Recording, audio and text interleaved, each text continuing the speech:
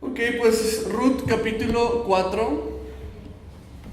Hoy terminamos nuestra serie de estudios. Hemos estado viendo esta serie titulada Amor Redentor, viendo esta historia de amor entre Boaz y Ruth y cómo esto nos lleva a conocer más el corazón y el amor de Dios hacia nosotros. Si te has perdido un poquito de la historia, la semana pasada vimos cómo Ruth fue con Boaz, le confesó cuáles eran sus intenciones. Y las intenciones pues era que él la redimiera a ella y a su suegra, ya que había fallecido el esposo de su suegra. Ellas no tenían quien viera por ellas, y entonces Ruth, a través de casarse con Boaz podría tomarlas y hacerse cargo de ellas y cuidarlas sin dejarlas desamparadas. Pero asimismo vemos que surgió un problema, ¿verdad? En todo de esto, que fue un enamoramiento entre Boaz y Ruth. A pesar de que sí era cierto que él era un pariente cercano al difunto esposo de Noemí, había un pariente que era todavía más cercano. Y a ese pariente es al que le correspondía la obligación de redimirlas. Y si este otro pariente no le cedía ese derecho a Boaz, entonces él no iba a poder casarse con Ruth.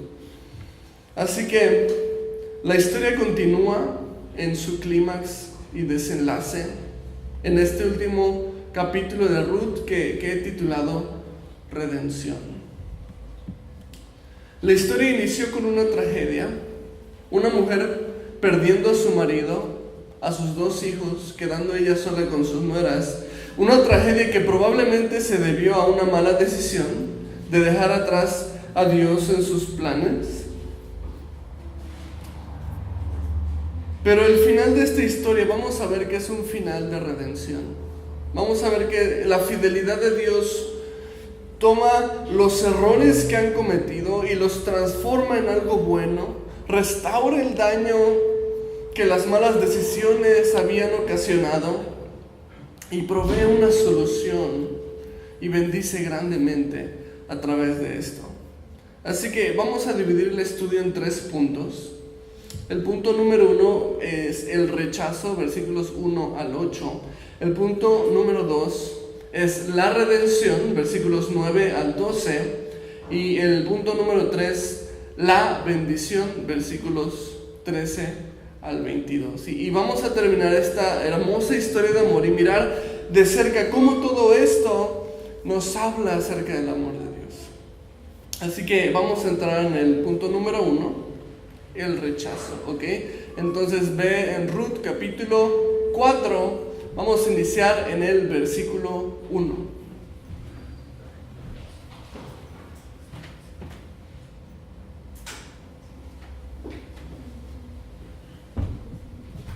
¿Están allá? Dice el versículo 1: Boaz subió a la puerta y se sentó allí, y he aquí pasaba aquel pariente de quien Boaz había hablado, y le dijo: fulano, ven acá y siéntate. Él vino y se sentó. Si tú te preguntabas de dónde sacamos lo de fulano, pues aquí aparece en la Biblia.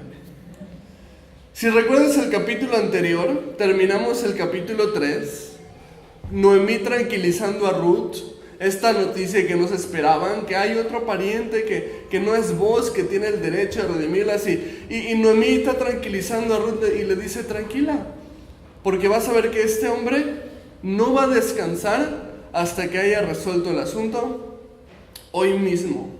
Y es exactamente lo que sucede aquí, empezando el capítulo 4. Ese mismo día Boaz se propuso arreglar el asunto, y entonces vemos que está decidido a que este pariente redentor le cede el derecho para poder él casarse con Ruth. Entonces este mismo día viene con este pariente que no nos ha revelado su nombre. Cuando dice fulano, literalmente se está refiriendo a alguien sin decir su nombre, así como nosotros utilizamos el término fulano, también la Biblia lo utiliza. Entonces no sabemos cómo se llama el pariente, pero lo vamos a llamar fulano, ¿ok? Porque así lo presenta el texto. Entonces Boaz viene con este fulano y lo sienta para que platiquen. Y fíjate, el versículo 2 dice: entonces él tomó a 10 varones de los ancianos de la ciudad y dijo: sentaos aquí. Y ellos se sentaron. Ahora, esto era una manera de hacer el asunto oficial, ¿ok? Cuando había algo que tú querías que se hiciera legalmente o que quedara registrado oficialmente, lo que se acostumbraba era llamar testigos para presenciar el evento o el acuerdo que se estaba a punto de tomar. Entonces Boaz lo que hace el llamar a estos 10 testigos, estos 10 ancianos de Israel, es hacer todo de una manera legítima para asegurarse de que la decisión que se tomara ahí en ese momento fuera vista legalmente delante de las personas. Entonces llama a estos 10 ancianos de Israel, que se refiere no necesariamente 10 viejitos, aunque probablemente sí lo eran, pero se refiere a 10 líderes dentro del pueblo, para que ellos sean testigos del acuerdo que se está a punto de tomar. Y antes de continuar con el acuerdo que se va a tomar, déjame darte una aplicación práctica en cuanto a esto. Algo que vemos en Boaz, un atributo más que deberíamos de buscar imitar. Un hombre de verdad va a desear hacer las cosas de manera legal y oficial, ¿ok? Hoy en día se ha puesto muy de moda este término de vivir en unión libre. Y seguramente lo has escuchado y seguramente conoces personas que lo practican o que viven de esta manera. Prefieren ir a vivir juntos en lugar de casarse. Entonces se hace a un lado el matrimonio y dice: pues vamos a vivir juntos. En primer lugar, sabemos que está mal delante de Dios. ¿Por qué? Porque la palabra de Dios, ¿cómo le llama cuando un hombre y una mujer tienen relaciones sin haberse casado? Lo llama fornicación. Y eso la Biblia lo describe como un pecado. El hecho de que dos personas estén de acuerdo en hacerlo no significa que está correcto, no significa que está bien. A menos de que se honre a Dios, entonces seguirá siendo un pecado. Eso viéndolo del punto de vista bíblico, que es lo que nos interesa. Sin embargo, viéndolo también de un punto de vista emocional, incluso utilizando un poquito el sentido común, tenemos que reflexionar en cuál es el mensaje que le estás dando a tu pareja cuando tú decides unirte libremente sin matrimonio. Y el mensaje es el siguiente: te amo, pero por si me arrepiento, mejor dejo la puerta abierta. Ese es el mensaje.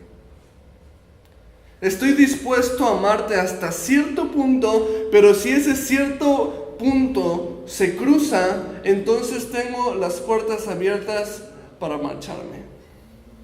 O sea, no te amo lo suficiente como para hacer un compromiso duradero contigo. Ese es el mensaje de la unión libre.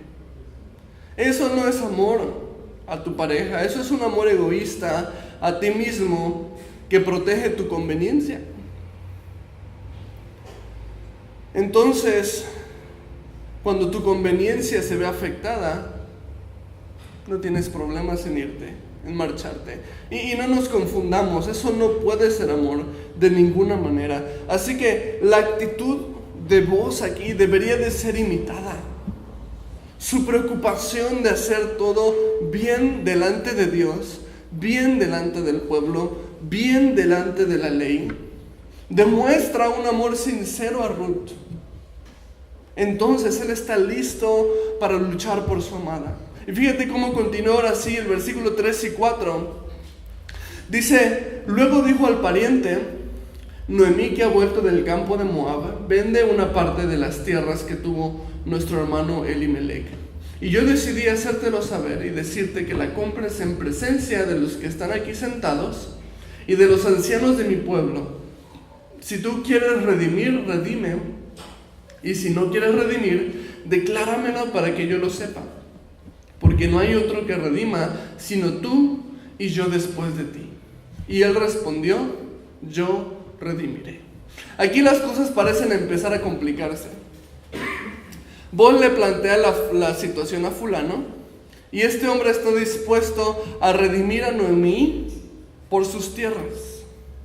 Ahora, si no te acuerdas a qué se refiere el término redimir, te hablo un poquito de esta palabra. La palabra redimir aquí significa rescatar, salvar, comprar algo de vuelta, como cuando empeñas algo y lo compras otra vez. Incluso puede utilizarse como vengar en el nombre de otra persona. Noemí, la suegra de Ruth, necesitaba ser redimida, ya que había quedado viuda, no tenía hijos que la mantuvieran. Entonces ella estaba desamparada, y en el sentido de la palabra redención, de rescatar, ella necesitaba que alguien se hiciera cargo de ella. Ella necesitaba esta ayuda para no quedar desamparada. Y era el deber del familiar más cercano, el difunto esposo, tomar a la viuda, cuidar de ella y tomar sus tierras para que no queden deshabitadas solas. Entonces, con todo esto, pues fulano dice, ok, sí estoy dispuesto a redimirle. Probablemente había un interés en adquirir también las tierras de ella y pues mantenerla a ella el tiempo de vida que tenga. Pero en todo esto hay algo que fulano no está tomando en cuenta aún, y es lo que Boaz le dice a continuación. Fíjate, versículo 5. Entonces replicó Boaz: el mismo día que compres las tierras de mano de Noemí, debes tomar también a Ruth, la moabita, mujer del difunto, para que restaures el nombre del muerto sobre su posesión. Parte importante de redimir era casarse con la viuda para dar descendencia si todavía estaba en capacidad, no había tenido descendencia. ¿Y eso era para qué? Para que el nombre de su difunto esposo no desapareciera. Era una manera de continuar con su familia en caso de que él no haya podido tener una descendencia, y que no desaparezca su nombre. Era una manera de honrar la memoria de aquel que falleció sin poder tener descendencia. Entonces, si deseaba redimir a Noemí, debía tomar por mujer a Ruth para continuar con su familia, para que no desapareciera. Y es aquí donde vemos que cambian las circunstancias. Fíjate, el versículo 6. Y respondió el pariente: no puedo redimir para mí, no sea que dañe mi heredad. Redime tú usando de mi derecho, porque yo no podré redimir. Si él aceptaba casarse con Ruth, también era responsabilidad darle herencia a los hijos que él tuviera con ella. Y eso fue lo que no estaba dispuesto a hacer, ¿no? Él, ok, pues compro las tierras, te las compro. Pero en el momento en el que se dio cuenta que iba a tener que repartir más herencia, dijo: tú usa mi, yo no, ¿sabes qué? Siempre no voy a poder. Mejor tú usa mi derecho y tú redímela, ¿no? Entonces, de esa manera le cede ahora sí el derecho a Boaz. Y sabes, hay algo que me gusta acerca del libro de Ruth. No podemos hablar de la redención si no hablamos primero del rechazo. Boaz ahora puede redimir a Ruth, ¿pero por qué? Porque hubo alguien que no estuvo dispuesto a redimirla. Hubo alguien que no le dio el valor, o simplemente pensó que no valía la pena hacerlo. Y esto es parte de la vida. Esto es mucho de lo que recibimos en este mundo. ¿Quién de nosotros no ha tenido que lidiar con el rechazo? El rechazo de un padre que no te amó lo suficiente como para ser parte de tu vida. El rechazo de una madre que no estaba lista para tenerte y decidió simplemente no ser parte de tu vida. El rechazo de un hombre o de una mujer que te ilusionó y después decidió que no iba a funcionar y te hizo sentir como que no valías la pena. Quizás simplemente el rechazo de personas que tú llamabas amigos, pero que cuando más los necesitabas te dejaron solo. Creo que todos experimentamos, batallamos continuamente con el rechazo en la vida. Puede ser una vez o puede ser constantemente. Pero la realidad es que sin rechazo, la redención no sería tan evidente. ¿Sabes? Yo agradezco que tuve que experimentar el rechazo en mi vida. No me gustó. Sin embargo, lo agradezco, porque ahora puedo saborear qué tan dulce es la aceptación de Dios. puedo asegurar que tan dulce es el recibimiento, es la redención, es la salvación que Jesús me ha dado.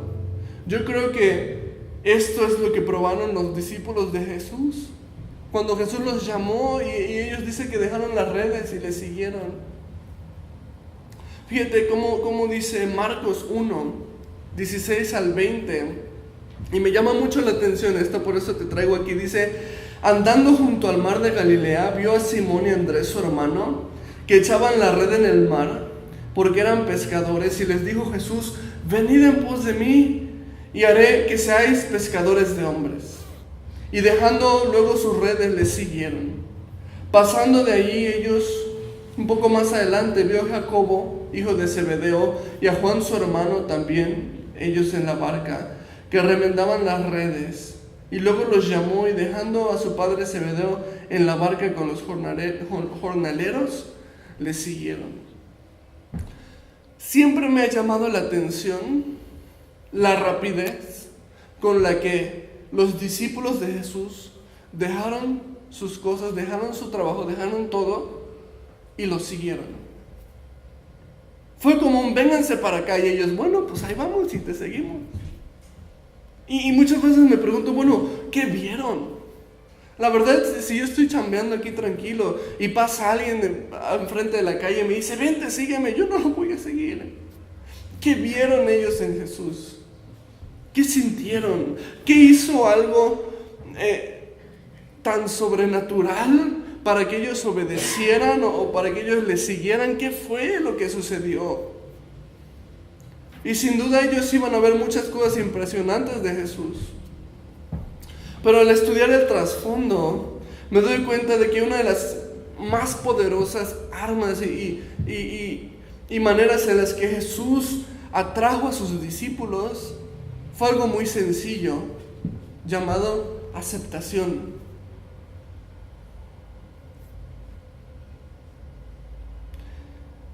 Si ellos eran pescadores de hombres, si ellos eran pescadores, Jesús les dijo que ellos iban a ser pescadores de hombres, ¿verdad? Pero si ellos eran pescadores, era porque habían experimentado el rechazo. ¿Cómo está esto? Un niño judío, desde que era pequeño, se le enseñaba a memorizar los libros de la ley, que son Génesis, Éxodo, Números, Deuteronomio, Levítico. ¿Ok? Desde chiquitos se los memorizaban, y en su preadolescencia ellos tenían una ceremonia en la que se paraban y recitaban estos 5 libros de memoria. ¿Cuál es tu pretexto para no memorizar este versículo, verdad? 12 años cuando mucho tenían cuando ellos recitaban estos libros de memoria. Y había rabinos viendo. Si ellos veían un niño que valía la pena, entonces ellos tomaban a este niño para enseñarlo en las cosas de Dios. Esos eran los niños que iban a la escuela. Esos eran los niños que estudiaban. Los que los rabinos veían con algo o una aptitud especial, y eran llamados y entonces eran entrenados. ¿A dónde voy con esto? Un pescador no había sido tomado por nadie. Una persona que se dedicaba a la pesca es porque cuando se paró de niño a recitar en su ceremonia, ningún rabino pensó que fuera un niño que valiera la pena o que tuviera algo especial. Entonces no le quedó de otra sino aprender del oficio del que su padre trabajaba también. Estos hombres eran pescadores porque habían sido rechazados, porque hubo personas que pensaron: ellos no valen la pena, y ellos lo sabían y tienen que vivir con eso. Yo no valí la pena. Entonces cuando llega el rabino de rabinos, cuando llega el maestro de maestros y les dice: vengan, ellos no dudan en seguirlo. Eso era lo que ellos esperaban desde pequeños, un maestro que los tomara y les enseñara. Y entonces dejan sus redes y los siguen, porque ese hombre cree que yo valgo la pena.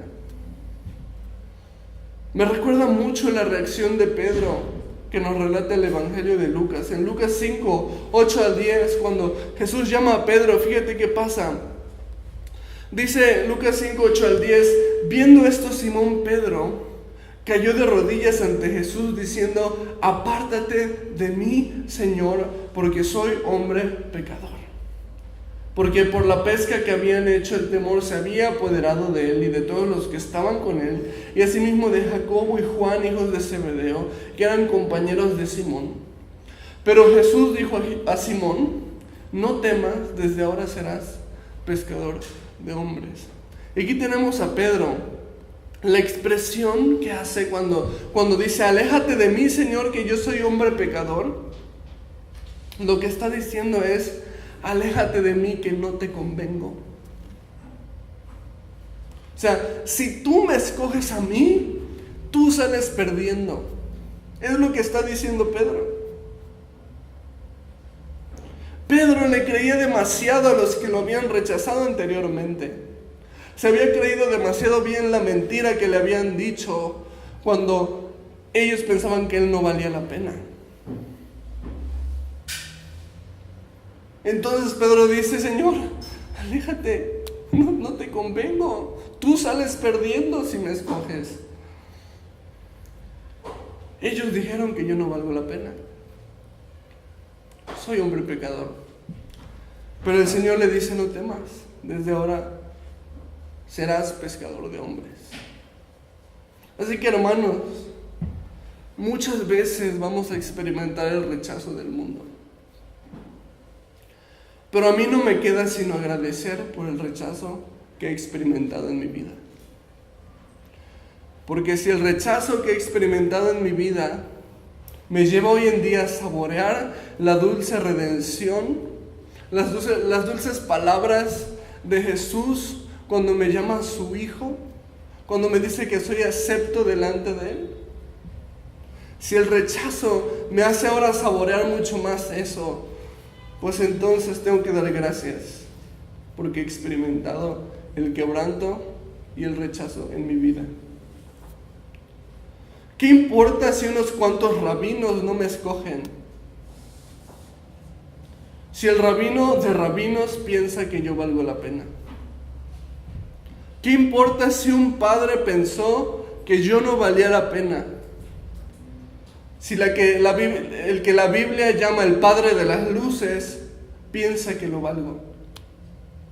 ¿Qué importa si muchos en el mundo me rechazan? Si el Creador del mundo me ama y me acepta y me recibe. ¿Qué importa incluso si mi mente me ataca diciéndome que yo no soy suficiente, que yo no valgo la pena, si aquel que creó mi propia mente me dice que me ama lo suficiente como para morir por mí en un madero? No se trata de mundo estima. O sea, no se trata de lo que la gente piensa de mí es el valor que tengo, no. Tampoco se trata de tener una autoestima, de tener mi valor en lo que yo mismo pienso de mí. Por favor, no caigas en esa trampa. Se trata más bien de tener un Cristo estima. Yo valgo lo que Cristo estuvo dispuesto a pagar por mí, su propia vida. No es lo que la gente piensa, no es lo que yo pienso de mí mismo, es lo que Dios me dice que soy delante de Él.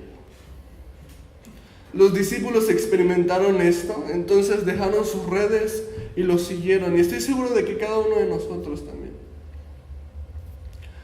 Así que regresando a Ruth antes de ser redimida tuvo que experimentar el rechazo de otra persona que pensó que ya no valía la pena, pero está bien. Solamente va a ser más dulce su final. Fíjate, versículos 7 y 8 continúa.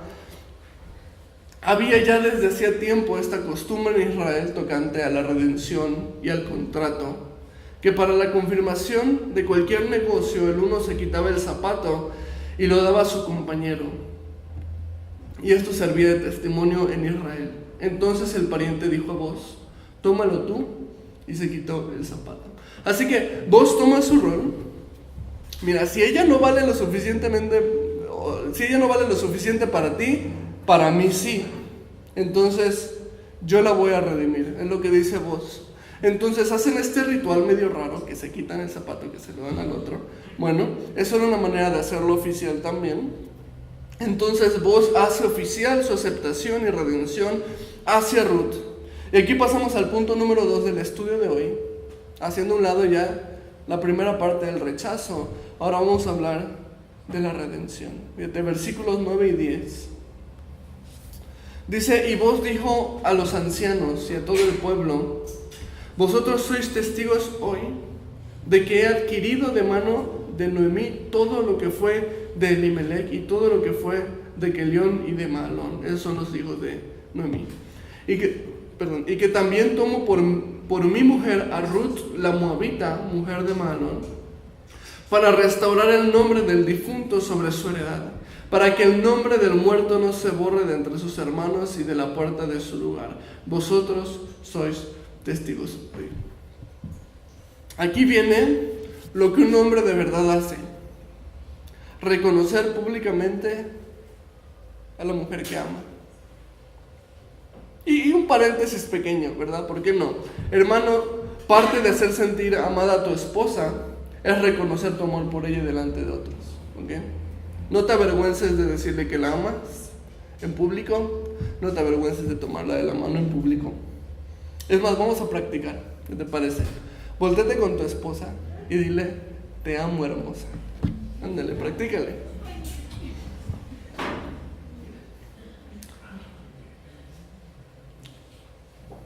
Si lo dijeron, ¿no? Casi no escucha a nadie. Tenemos el mandamiento de amar a nuestras esposas, ¿sabes? Cuando la palabra nos dice los roles que tiene el varón y la mujer, muchas veces ves el rol del varón y lo primero que piensas, cabeza de la mujer. Pero no. Principal rol del varón, dice, maridos, amen a sus mujeres. ¿Sí? Ese es tu principal propósito como esposo. Así que vos haces público este reconocimiento. Y sabes algo, me encanta porque la palabra de Dios nos enseña una y otra vez que Jesús está dispuesto a reconocernos también públicamente. Cuando nosotros somos sus hijos, Jesús no teme, no se avergüenza de nosotros al reconocernos, sino al contrario. Y sabes, la prueba más grande de esto está en la cruz, en donde Jesús mismo sufrió y fue humillado por nosotros públicamente para declararnos su amor. Pero mira también estos versículos. Dos de ellos, Hebreos 2:11, dice de Jesús, porque el que santifica y los que son santificados de uno son todos, por lo cual no se avergüenza de llamarlos hermanos. Y también Hebreos 11:16 nos habla de Jesús, dice, pero anhelaban una mejor, esto es celestial, por lo cual Dios no se avergüenza de llamarse Dios de ellos, porque les ha preparado una ciudad. Me encanta. El Señor dice, no me avergüenzo de ti, ¿sí? ¿Cuántas veces yo no me he avergonzado de mí mismo? Pero el Señor dice, no, yo no me avergüenzo de ti. Tú eres mi hijo y yo te voy a reconocer. También Jesús dijo, si ustedes me reconocen delante de los hombres, yo los reconoceré delante de mi Padre.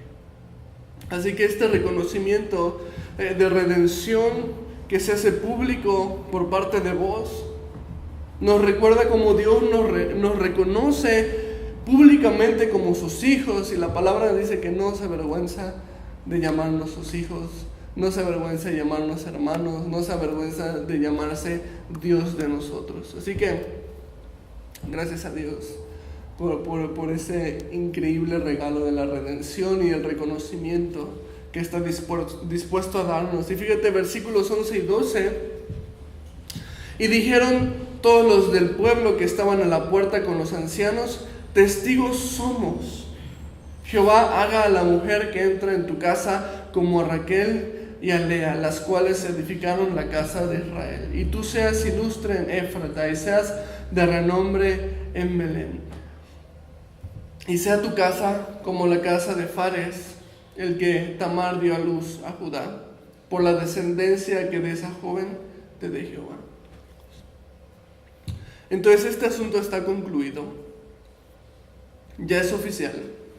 Vos ahora tienes derecho de casarse con Ruth y redimirla a ella y a Noemí para no dejarlas desamparadas.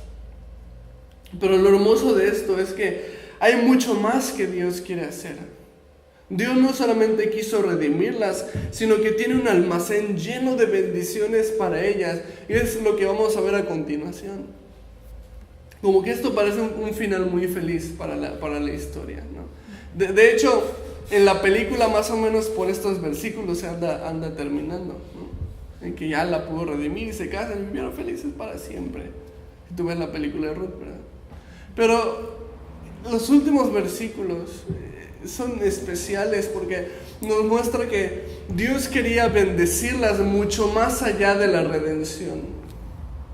Y sabes, es una gran bendición que Dios nos haya redimido, perdonado, limpiado de nuestros pecados, pero sabes, una hermosa realidad es que Dios desea redimirte también, Dios desea bendecirte también mucho más allá de la redención solamente. Y este es el punto número 3 del estudio, que es la bendición. Fíjate cómo continúa, versículo 13. Vos pues tomó a Ruth, y ella fue su mujer, y se llegó a ella, y Jehová le dio que concibiese, y diese a luz un hijo. Por aquí empieza la bendición. Vos y Ruth no pierden el tiempo, ¿verdad? Entonces dice que se casó, y no sabemos cuánto tiempo, pero yo creo que fue muy pronto. Dice que quedó embarazada y dio a luz un hijo. Versículo 14-15 dice, y las mujeres decían a Noemí, fíjate, Noemí, la que decía al principio, no me llamen Noemí, llámenme Mara, Dios está contra mí, Dios me está castigando, fíjate. Y las mujeres decían a Noemí, loado sea Jehová, que hizo que no te faltase hoy pariente cuyo nombre sea celebrado en Israel, el cual será restaurador de tu alma y sustentará tu vejez, pues tu nuera que te ama lo ha dado a luz, y ella es de más valor para ti que 7 hijos. Y me encanta porque, ¿te acuerdas la actitud de Noemí cuando tuvo que regresar a Judá? Y la gente se acercaba a saludarla. Oh, Noemí, ¿cómo estás? ¿Cómo te fue? Ya regresaste. Y Noemí decía, ya no me llamen Noemí, llámenme Mara, que Noemí significa placentera, agradable, y Mara significa amargura. Entonces Noemí estaba así. Regresó a Judá enojada. Ella pensaba que Dios la estaba castigando. Ella pensó que Dios estaba en su contra. Y aquí tienes a estas mujeres que le están diciendo, qué bárbara, qué afortunada eres. No solamente porque ahora tenía un nieto que iba a ver por ella, que iba a ser contado como de su descendencia, sino que le dicen, tienes una nuera que te dio este hijo, y esta nuera, le dicen, vale mucho más que 7 hijos. Y sabes, esto me llama mucho la atención porque Noemí ya era bastante bendecida desde antes de que fuera redimida. Solo que ella no lo podía ver porque estaba metida en su tragedia. Tenía esta increíble nuera, Ruth, que se había, ahora sí como dicen, fajado los pantalones para ver por ella, para acompañarla, y ella no podía ver eso. Ella no podía ver el valor de tener a Ruth a su lado, mucho menos podía valorar lo que ella hacía. Estaba demasiado cegada en su tragedia, estaba demasiado cegada en su enojo, en su tristeza, en su depresión, y era incapaz de darse cuenta de lo bueno que tenía. Y sabes, ¿cuántas veces no nos pasa esto a nosotros? Hundirnos en una situación de una manera, en una negatividad de una manera.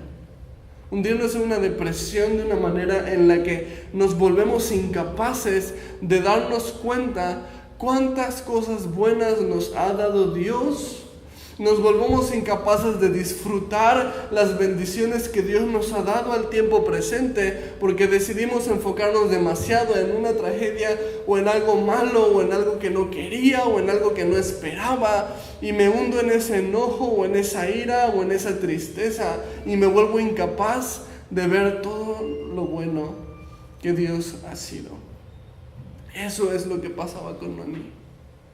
Llegó amargada, llámenme Mara, y le están diciendo: mira, tú tenías una nuera que te valía más que 7 hijos.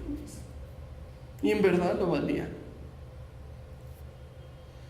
Y tienen que venir estas mujeres para decirle cuán afortunada era desde mucho antes.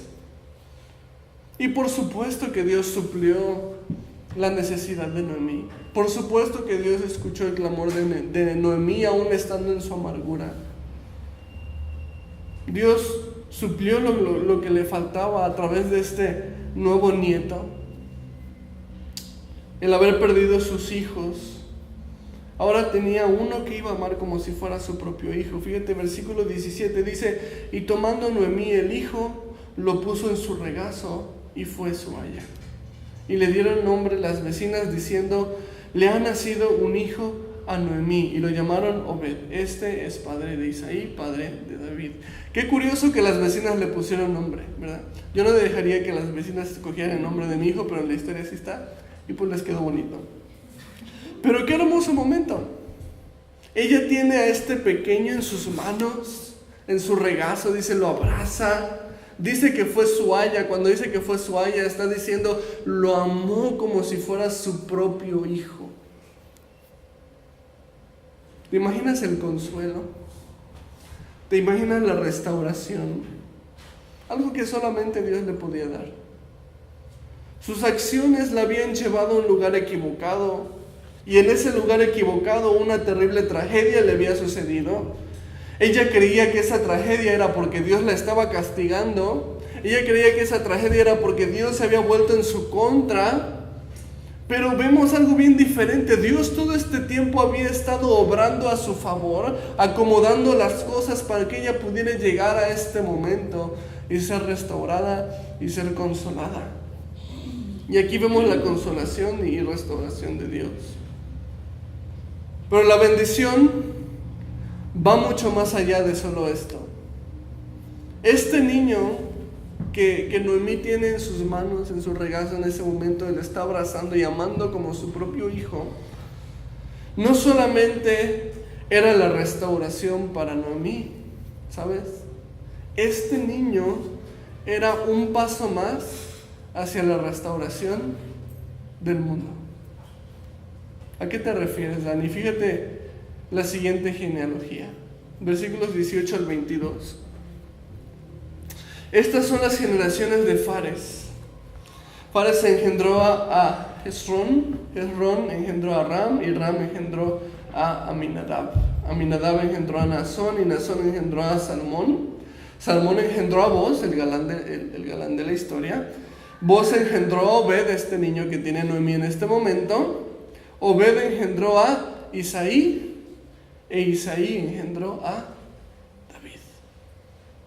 Este niño fue el abuelo ¿de quién? Del rey David. Pero esta genealogía no está completa. La genealogía completa la tenemos en Mateo capítulo 1. Y lo puse ahí en las pantallas. Fíjate la genealogía completa desde donde nos quedamos. A partir del versículo 5, Mateo 1:5, Salmón engendró a Rahab, de Rahab a Boz, Boz engendró a Ruth, de Ruth a Obed, y Obed a Isaí. Ahí nos quedamos. Continúa. Isaí engendró al rey David. El rey David engendró a Salomón, de la que fue mujer de Urías. Salomón engendró a Roboam, Roboam a Abías, Abías a Asa engendró a Josafat, Josafat a Joram, Joram a Usías, Usías engendró a Jotam, Jotam a Acaz, Acaz a Ezequías, Ezequías engendró a Manasés, Manasés a Amón, Amón a Josías, Josías engendró a Jeconías y a sus hermanos en el tiempo de la deportación de Babilonia. Ve buscando nombres, si estás buscando un nombre para tu hijo, que hay buenos. Después de la deportación a Babilonia, Jeconías engendró a Selaltiel, Selaltiel a Zorobabel, Zorobabel engendró a Abiud, Abiud a Eliakim, Eliakim a Azor, Azor engendró a Sadoc, Sadoc a Ekim, Ekim a Eliud, Eliud engendró a Eleazar, Eleazar a Matán, Matán a Jacob, Jacob engendró ¿a quién? A José, marido de la cual nació.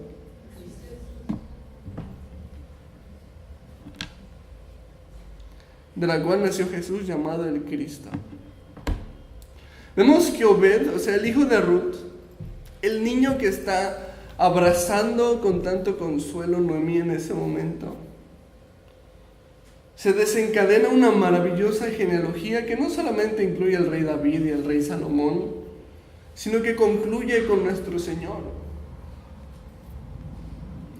Dios fue bueno con Noemí. Fue muy bueno con ella. Ella se preocupaba por su descendencia. Imagínate. Y Dios tenía la descendencia, literalmente, la descendencia más increíble y maravillosa para ella. Ella estaba, no, llámame Mara, estoy amargada. Dios me quitó mis hijos, Dios hizo esto. Y no se daba cuenta de lo que Dios estaba preparando para ella. La descendencia más increíble. Aquí terminamos esta hermosa historia de amor. Una historia que aparentemente nos habla de dos personajes que se enamoraron, ¿verdad? Boaz y Ruth. Pero que en realidad detrás de todo eso vemos una hermosa imagen del amor, de la redención, de la aceptación de Dios hacia nosotros. Una historia de amor que nos refleja la manera en la que Cristo nos ama al grado que estuvo dispuesto a pagar el precio de nuestra redención. Y el precio de nuestra redención era la muerte.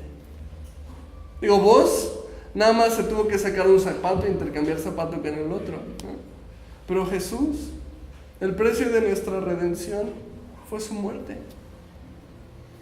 Una historia de amor que nos anima a acercarnos a Cristo y confiar en su increíble amor por nosotros. Y sabes, si al estudiar esta historia no te sentiste increíblemente amado por Dios, probablemente te quedaste dormido. Dios nos demuestra su amor de tantas maneras. Y sin duda en esta historia nos ha dejado un mensaje claro. Él nos ama, aún a pesar de nuestras fallas. Él puede redimirnos, puede y quiere redimirnos, porque Él ya ha pagado el rescate por nuestros pecados. Él desea restaurarnos, aún del daño que nuestras propias acciones o decisiones nos han costado. Y Él desea bendecirnos. Su amor va más allá de la redención. Él ha prometido una herencia increíble en el cielo con Él. Así que damos gracias a Dios por su amor, por su redención y por este libro que nos permite conocer un poco más profundamente el amor que Él tiene para nosotros.